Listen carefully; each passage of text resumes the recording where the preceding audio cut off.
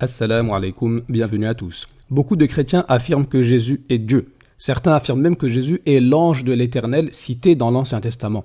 Parmi eux, on retrouve le chrétien David Wood, il le déclare clairement dans son site. Mais quelles sont les conséquences d'une telle affirmation ? Eh bien, lorsque les Assyriens voulaient attaquer Jérusalem, l'ange de l'Éternel ne leur a pas tendu l'autre joue.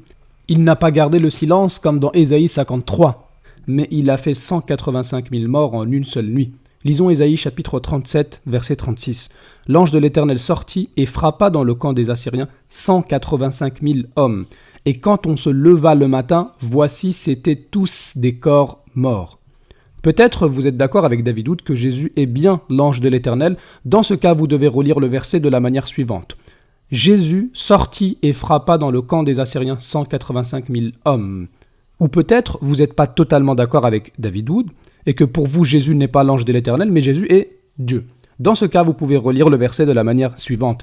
L'ange de Jésus sortit et frappa dans le camp des Assyriens 185 000 hommes. Dans tous les cas, si vous dites que Jésus est Dieu, vous lui attribuez un record inégalé. Et si vous faites partie des chrétiens tels que David Wood qui insultent très souvent le prophète Mohammed, alors je vous mets au défi de me prouver qu'il a tué autant que Jésus.